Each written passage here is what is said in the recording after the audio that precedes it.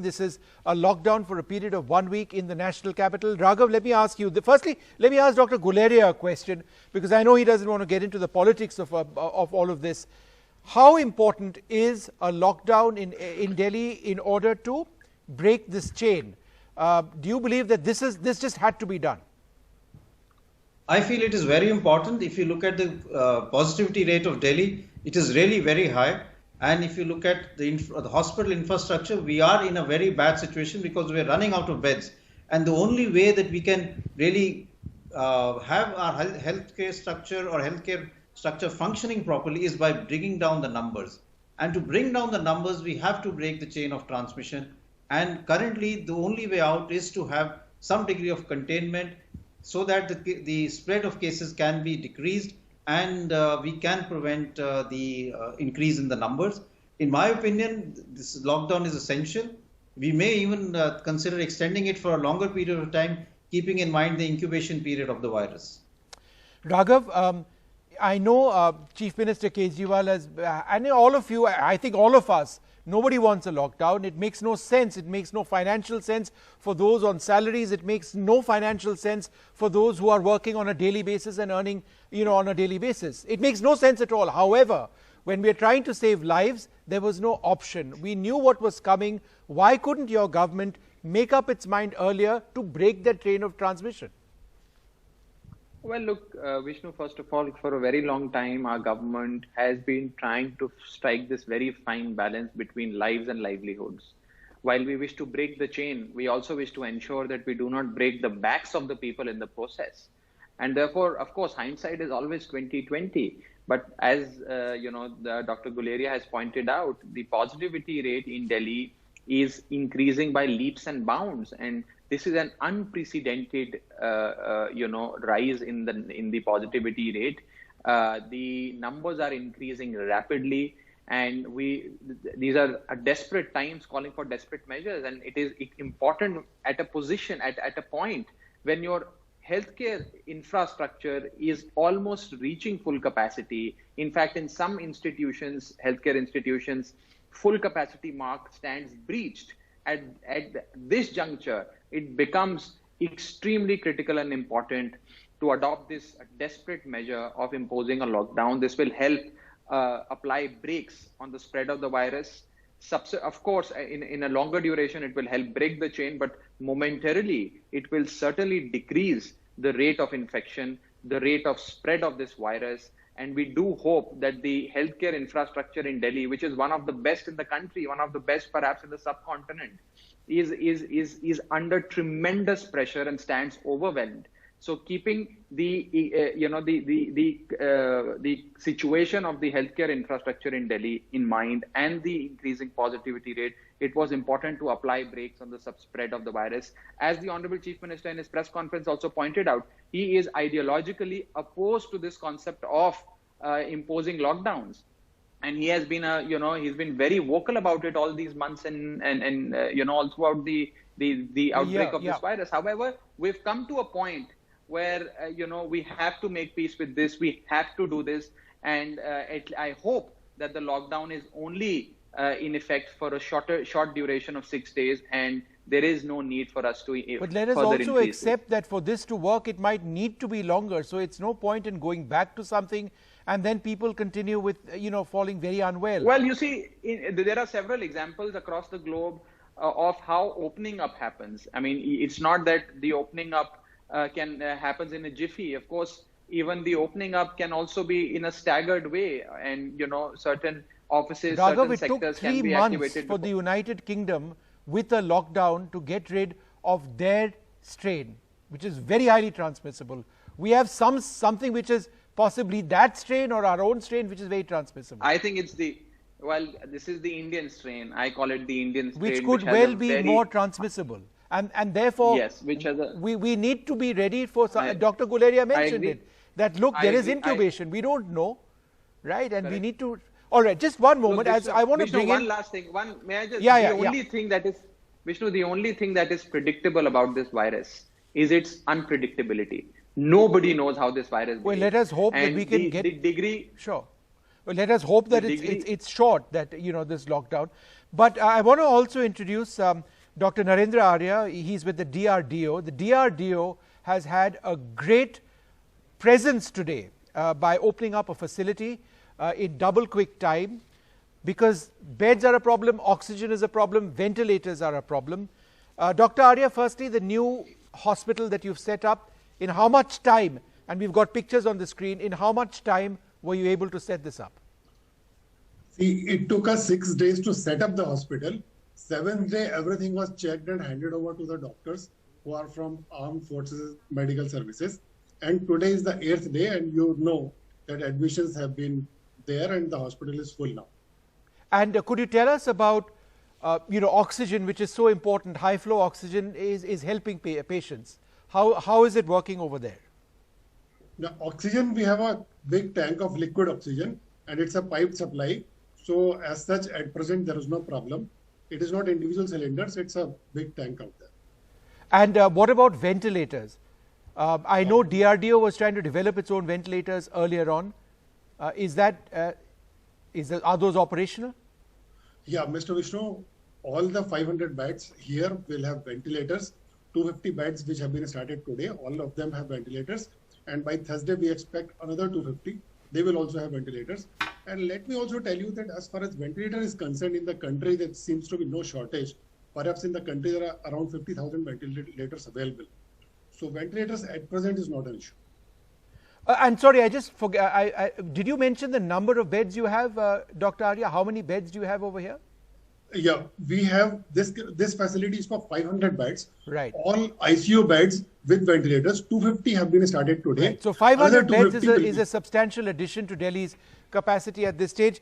Dr. Guleria, high flow oxygen in a situation like this, how important is it considering what we are seeing in this round of infections? So if we start looking at those patients who need hospitalization, the most important part is actually oxygen therapy. Very few will need to be put on a ventilator. And when we look at putting them oxygen therapy, we're looking at what we call high flow nasal cannula, or what we call non-invasive ventilation, which is that we are able to ventilate them or give them high flow oxygen without having to put in a tube or intubate them, which is done only for the severe patients who need ventilatory support. So high flow nasal cannula is something which is important. It's been important for the last 8-9 months as part of our treatment strategy. And we've realized that what really saves life is giving oxygen to these patients. And that can make a big difference, because if you can tide over that period when their oxygen saturation is falling and you allow your medication to work, you allow the disease process to heal, then patients tend to come out and your mortality is much less. So oxygen is like a drug, and it's an important drug that has to be given to those people whose oxygen saturation is falling. If it falls to a level that you are not able to maintain with the normal flow oxygen, you will have to give a high flow nasal cannula based oxygen, or what we call non-invasive ventilation. Raghav, the High Court had an important order today on ensuring that some of the supplies which were diverted away from Delhi come back to you. How soon will that come in, and how soon will you be in a position to say that the crisis in oxygen availability in Delhi is over? What, day, 2 days?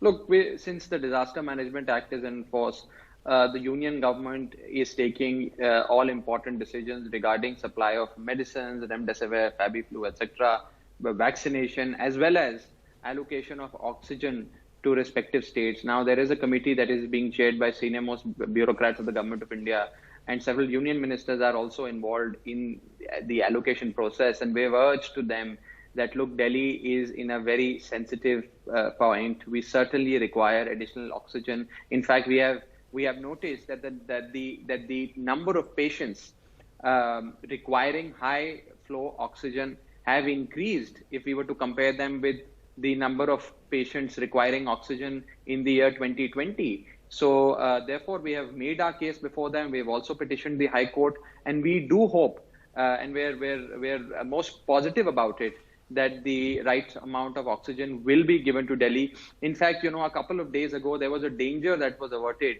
at a leading private hospital in Delhi at about 3 a.m. in the morning. The oxygen supply of that hospital was nearing its expiry, and therefore certain ad hoc measures were undertaken, and that big danger was averted. There are reports that in several parts of the country, because of lack of oxygen, people have started dying. So therefore, oxygen becomes extremely critical in this fight against COVID. And I do hope that, keeping in mind the positivity rate, the mortality rate, the spread of the infection, etc., the government of India will be very charitable in viewing Delhi's demands vis-a-vis oxygen. Dr. Guleria, before you leave us, it's so important to talk about your doctors, your healthcare workers, your janitors in your own hospital at the All India Institute. Given the numbers that you're seeing, given the fact that you're wearing a PPE suit for 6 hours, people can't even go to the bathroom. Could you tell us about what your doctors and others, not just doctors, are going to fight this, are going through to fight this? So it's been more than a year, and many doctors have had to give up their vacation, have had to cancel a lot of their own functions to be able to stay and be part of the battle against COVID-19. And for many of them, they are really exhausted. They've had a tough time, and now we have a situation where we have a very infectious virus. And so many of their own family members are getting infected, and many doctors themselves are getting infected, and that is affecting the whole healthcare worker pool. Also, I think it's an appeal from their side that I would really like to appeal to every citizen from the doctor community, from the healthcare community, that a year ago we clapped for them, you all sort of threw petals at them. Yes. Kindly now prevent crowds, have COVID appropriate behavior, because if you don't do that, you will increase the strain on the healthcare workers. If we start having huge crowded events, if we don't have COVID appropriate behavior, then you are causing a strain in the hospital, you're causing a strain on the healthcare workers. They're still stretched. Imagine in our hospital, 3 weeks ago, we had 60 patients. Today, I have more than 750 patients. We have the same healthcare workers. We haven't suddenly got 5 times the number of doctors or nursing. The same nursing officers, the same doctors have to wear PPE and manage now more than 750 patients. How can they do that? And that is why I keep saying that unless we decrease the number, unless everyone recognizes the responsibility of having COVID appropriate behavior and decreasing your numbers, you are going to cause a huge strain on the healthcare system, which may crash. So I would just appeal to everyone from the side of healthcare workers that please avoid crowded events, please stay indoor, please don't go out without wearing your mask, and have good COVID appropriate behavior. All right, Dr. Guleria, thanks very much. Raghav, I know you have a point to make, but I want to go across to Aryava Sundaram, the senior Supreme Court lawyer who also joins us. Sir, today is an important day because, the Allahabad High Court, the Telangana High Court and the Delhi High Court as well have made very important statements as far as the handling of COVID is concerned. So, Mr. Sundaram, Allahabad High Court, if you look at what they've said, if people die of pandemic in a large number due to paucity of sufficient medical aid, it would be the governments to blame which failed to counter the epidemic even after 1 long year of experience and learning. What does it say of our system that you've got high courts, making statements like this? Well, let me tell you very frankly, there are two sides to this whole thing. When you talk about the separation of powers, the courts have judicial functions, the executive has executive functions, the legislature has legislative functions. It's all usually very black and white. Unfortunately, this one entering into the territory of the other has become a gray area. And you often find that the court does involve itself in what would otherwise be executive or sometimes even legislative matters. So there are two sides to this. One is it the executive who are full of the trained people? Is it the legislature who are the elected representatives? Who would be in a best position and who ought to be people vested with the power to deal with these things? Or is it a court which consists of maybe very intelligent people who are going to tell the government how they should handle a crisis? The fact is there is a crisis. The fact is that we have just been hearing what are all the problems that are faced. Now, the courts would interfere if there was some malafide. For example, if oxygen cylinders were being diverted to the wrong place. If, for example, the hospital beds which should have been available were not to drive people to private homes. If there were malafides involved, if there were lack of bona fides, if there was something which was crooked involved, then the courts would interfere.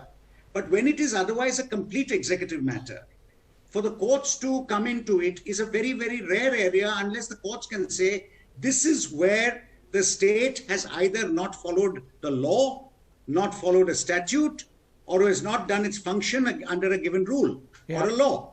But otherwise, it is not for the court to transplant its judgment for what the state ought to be doing. But that's just the worry, Mr. Sundaram. If you look at what the Telangana High Court... I found something very strange in it.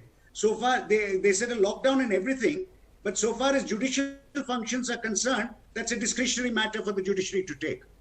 And now, they are using that discretion. But sir, look at what the Telangana High Court has said. I do not want to allow my support staff to go out.